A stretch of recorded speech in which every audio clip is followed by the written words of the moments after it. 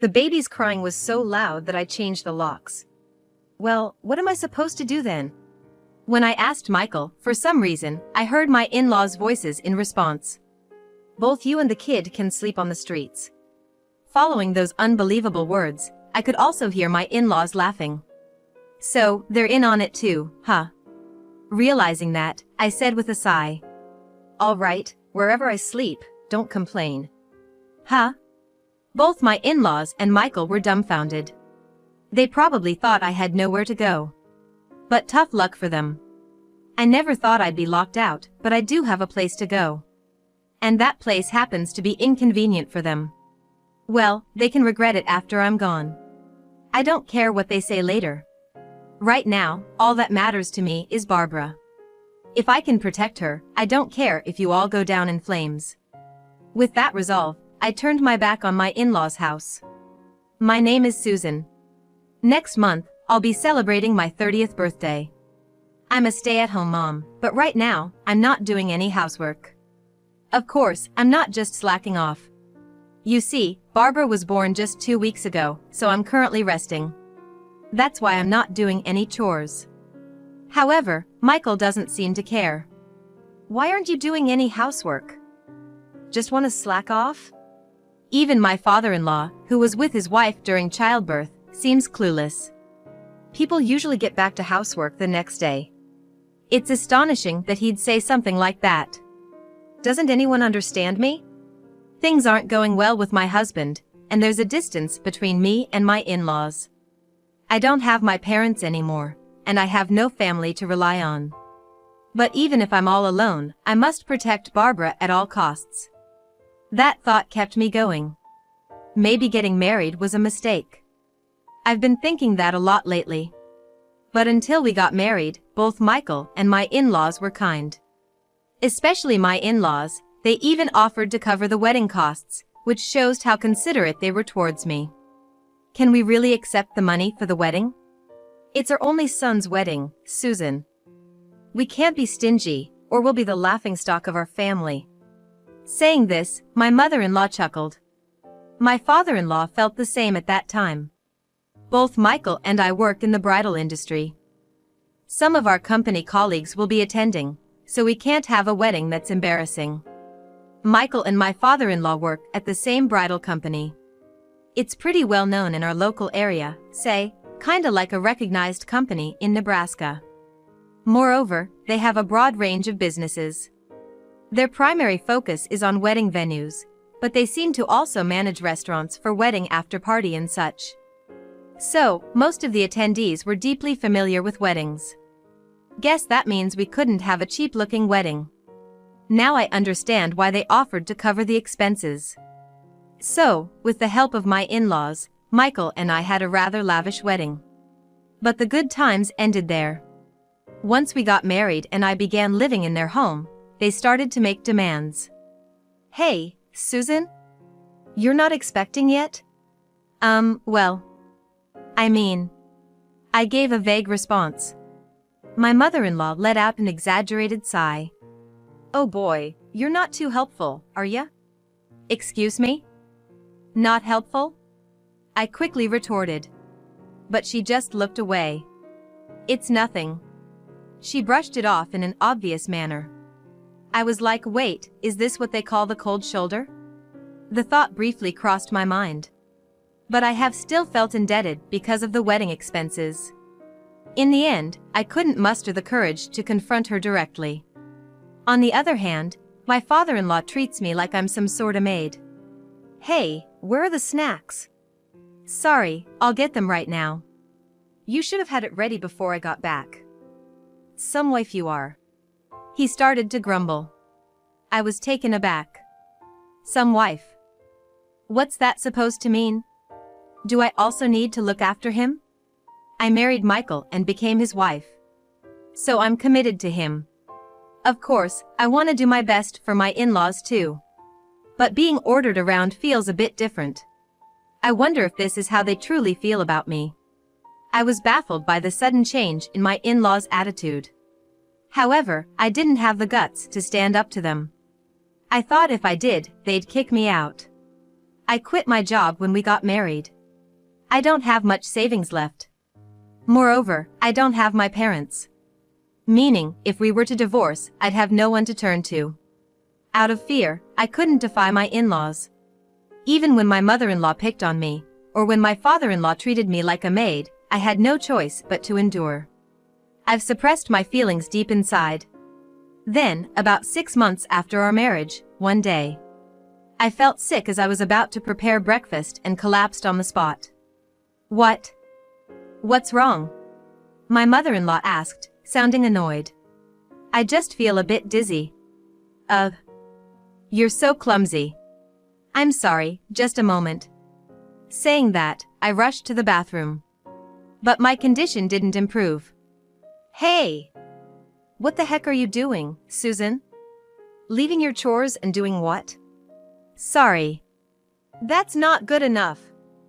I'm off to work, so make sure you finish the housework. Got it? Michael shouted. I felt too sick to even respond. A few hours passed, and I finally felt better. But my mother-in-law was waiting for me in the living room. Found a good excuse to slack off, huh? I didn't mean to slack off. Don't talk back to me. Just clean and do the laundry. I flinched at her loud voice. She kept glaring at me, unaware of how I felt. Guess I just gotta do it. With a sigh, I started the chores. I managed to get through that day. But my health didn't fully recover. Feeling something was off, a few days later, I went to the doctor. Turns out, I was pregnant. I hurried home to report to my mother-in-law first. To my surprise, she suddenly changed her attitude. Oh. You were pregnant? Why didn't you say so sooner? She grinned at me. And then, she quickly started making a call. It's been a while. You know, my son's wife is pregnant. Judging from the conversation, it seemed she was bragging to a relative. Maybe she'll be a bit kinder to me now. That was the hope I clung to. But I was wrong. Even after learning about my pregnancy, my in-laws treated me the same. Even worse, I overheard my father-in-law saying something. Once the heir is born, we don't need her. We could even let her go. He was happily chatting on the phone with an acquaintance. I was utterly taken aback. All they really wanted was an heir. I kind of knew it from the way they treated me. But hearing it out loud made it all the more painful. I bit my lip and continued with the housework. Of course, I thought about discussing this with Michael. But right after finding out about my pregnancy, Michael started coming home late. When I asked him why, Michael replied with a sharp tone. You're pregnant, so I've done my part as a husband, haven't I? What do you mean? If a wife doesn't get pregnant, folks talk, right? I just did my part to help with that.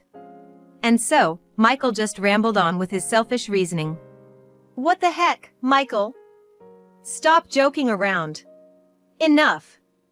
All you need to do is give birth. That's your duty as a wife. Michael looked at me as if he married me out of obligation. At that moment, everything became clear. Michael wasn't going to support me.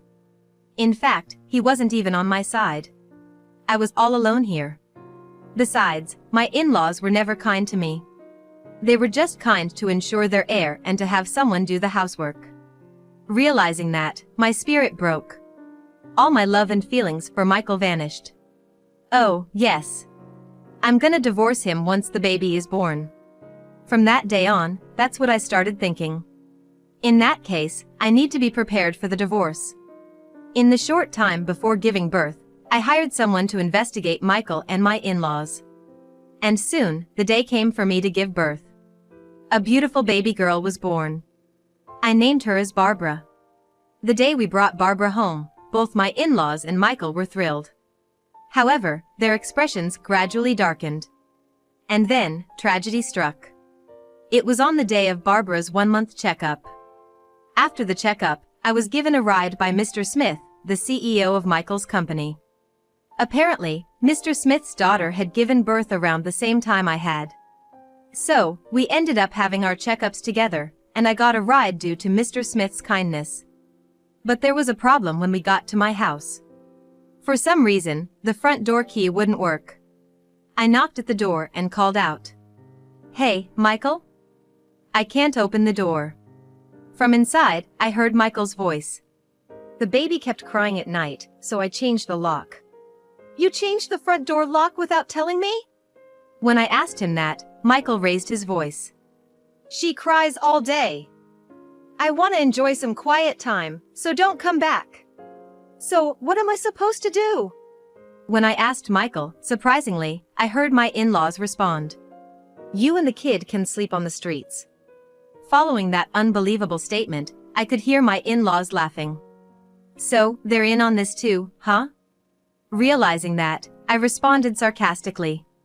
"Fine, don't complain wherever I end up sleeping." Huh? Both my in-laws and Michael sounded shocked.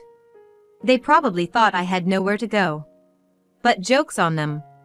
I didn't expect to be locked out, but I have somewhere to go. And that place will be inconvenient for all of you.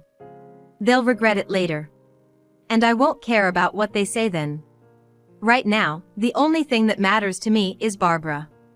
If I can protect her, I don't care if you all go down. I made up my mind and turned my back on my in-laws. I then approached Mr. Smith. You heard everything, right?" Of course, I did. "So, about what we discussed earlier, could you help me?" I asked Mr. Smith. By the way, that conversation was about something Mr. Smith had mentioned during the ride. Actually, there are several postnatal care hotels. Mr. Smith's company, which is into the bridal business, was also considering incorporating this postnatal care. From marriage to childbirth, to raising kids. I really want to have a long-term relationship with our customers. That's what Mr. Smith had been saying. And he'd approached me, asking if I wanted to be a consumer monitor their plan. I posed a question and Mr. Smith nodded in agreement. "Let me guide you through it." "Thank you." That being said, I can't stand that attitude. Mr. Smith looked sternly at Michael's in-laws. Probably contemplating some form of retribution for Michael and the other two. Well, as a company CEO, it's hard to ignore such things. Especially if the company is venturing into the children's business. With that thought, I made a proposal to Mr. Smith. Upon hearing the plan I'd thought of even before giving birth, Mr. Smith nodded deeply. "Let's collaborate on that proposal." "Thank you." That's how I gained a powerful ally. However, I was dead tired. So, they had me transported straight to a postnatal care facility, kind of like a luxury facility. Thanks to Mr. Smith's influence, I got to stay in a premium suite. The postnatal care plan experience was top-notch. The facility had specialized staff like midwives available 24/7. The support was comprehensive, and many amenities were provided for relaxation. There were other new moms around, and for the first time in a while, I could really take it easy. I wish I could stay here forever. That feeling just came out of my mouth. I could really rest. And then, the next day, Mr. Smith came to visit me. In front of me, he called Michael. Soon, Michael answered. "Ah, is that you, Michael? Sorry to disturb you during your break." "No worries. What can I do for you?" "Well, actually, I have a favor to ask." After a brief pause, Mr. Smith continued. "I'd like you guys to be models for our brochure. Can you do it?" "You mean my wife, daughter, and I?" "Look, your daughter was just born, right? She'd be perfect for the brochure." True, for a bridal-related brochure, they'd be the ideal choice. But Michael had just kicked me out. There's no way he'd agree under these circumstances, right? I couldn't help but smirk. If Michael refused a direct request from the president himself, there's no way it wouldn't impact his career advancement. That was my plan, to damage Michael. But Michael immediately accepted without hesitation. "Sure thing. I got this." I was flustered. Now, I can't damage Michael. My plan was a total bust. Just when I thought that, Mr. Smith smirked. Then, Mr. Smith said to Michael, Can you come to the studio right away? How about in an hour? Wait, in an hour?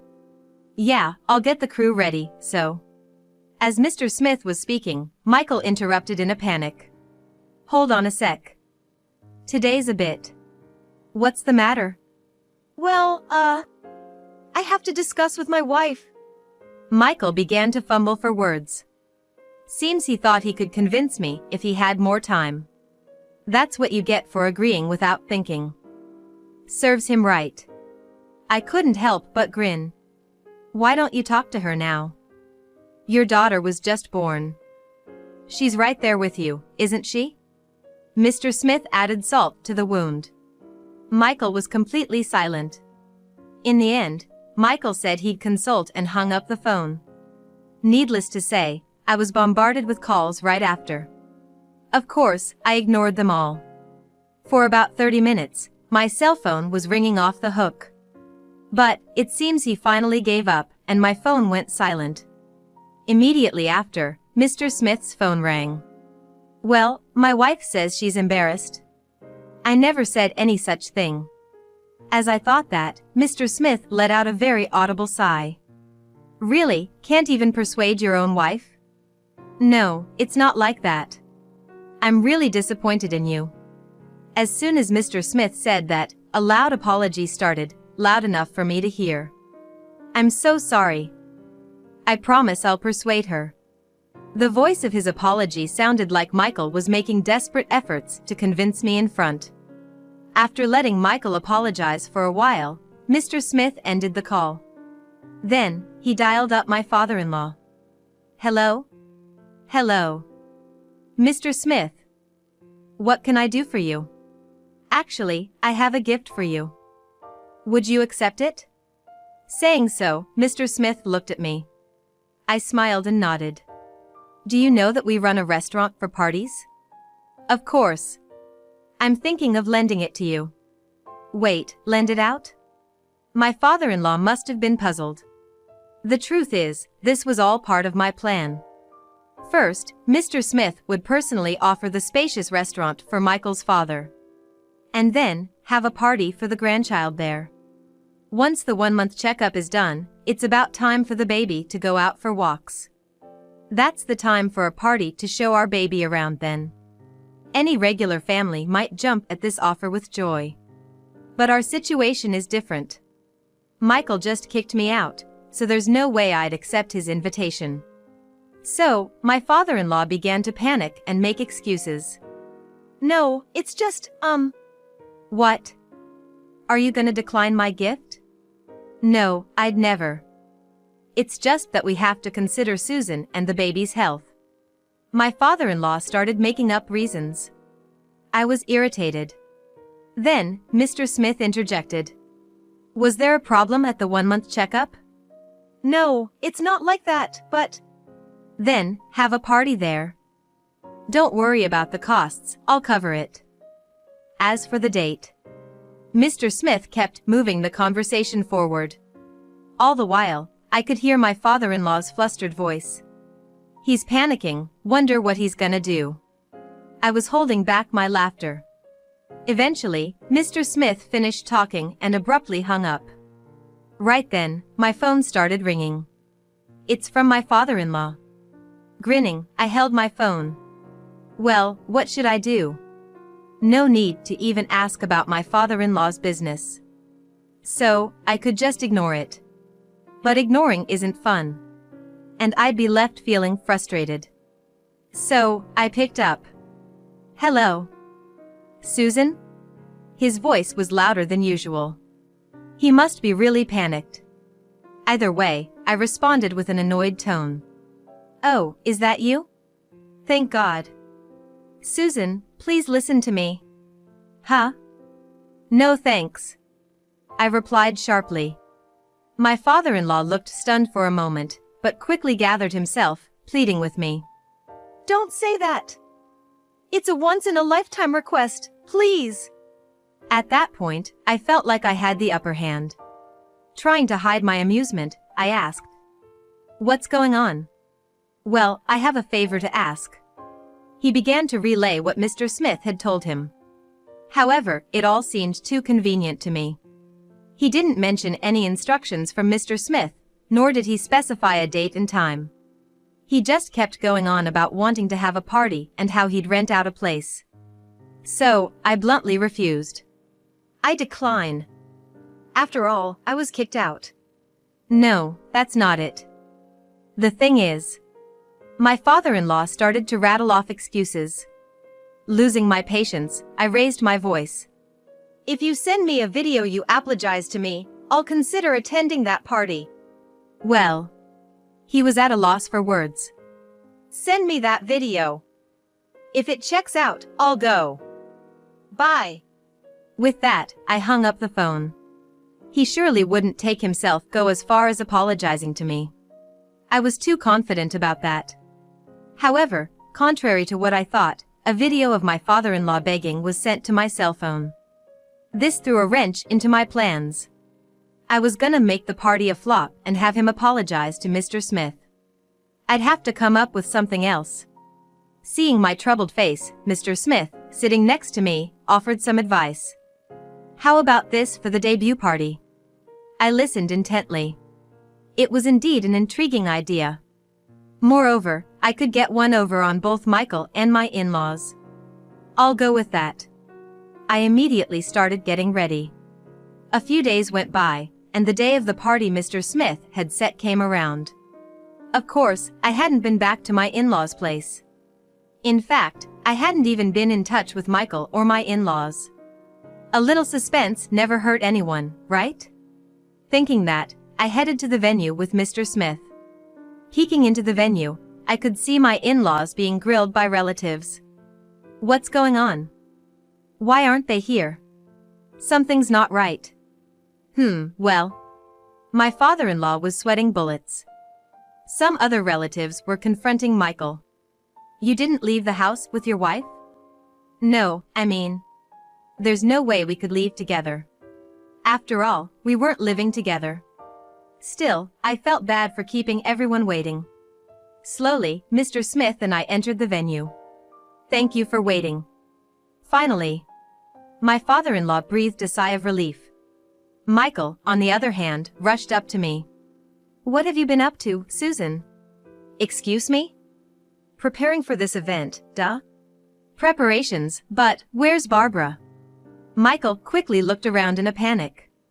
Even though he had been neglecting her all this time, I replied with a sigh.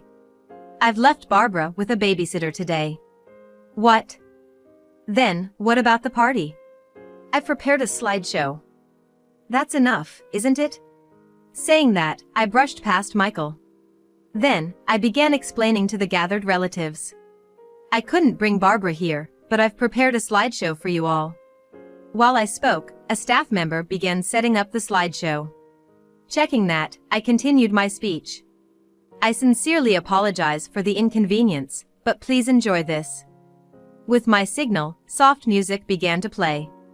The venue dimmed. At the same time, several photos were projected onto the screen. Immediately, gasps echoed throughout the room. What's this? Displayed on the screen were photos of Michael's affair, followed by photos of my father-in-law's affair. You've gotta be kidding me. You're the worst. Naturally, seeing the photo, Michael and his father went pale. But quickly, Michael dashed to stop the slideshow. Stop it. Turn it off. Really? You brought this on yourself, didn't you? This is your doing. Why would you do such a thing? Michael shouted at me. So, I shot back. It's because you locked Barbara and me out.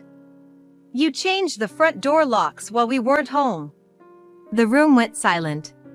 Then, murmurs began. Locked out? What's going on? Amidst the whispers, I exposed the conversation from when our house keys were changed. I also mentioned that Mr. Smith was there. That's a lie, right? Sorry, but it's true. Mr. Smith witnessed it and helped me out. As I said that, Mr. Smith nodded. It's over. This is the end for me. Michael crumbled. Looking back, his father was in total shock. Going forward, our company's gonna expand into children's business. So, we don't need employees who can't care for children. It wasn't my fault. I was just sleep deprived. No excuses. Resign on your own. If not, I'm ready to fire you even if it causes a scene. The determination of the president was intense. In the end, Michael and his father resigned immediately. After that, I proposed a divorce to Michael. Having those revealing photos of his affair made our divorce process smooth. Additionally, Michael settled by paying me child support for Barbara. He just got cash out his leave, so he wouldn't struggle for money right now. Interestingly, his mistress claimed she didn't know Michael was already married. She's now seeking compensation from Michael. Looks like they're gonna have quite a dispute, but it's none of my business. By the way, my in-laws seem to be sticking together. They actually want to divorce, but all their savings went to Michael's legal fees. To support their immediate living expenses, they're selling their family home and moving into an apartment. Considering they also have to pay child support, they'll need to tighten their belts and live frugally. On my end, I was approached by Mr. Smith regarding job offer. He was like, "We've got someone leaving soon. How about working for us? Barbara's still young, but I need to work to make ends meet. So, I'm thinking I'll take up Mr. Smith's job offer in a little while. For now, I just want to quietly spend precious moments with Barbara. After all the hardships I've faced, I think I deserve that little luxury."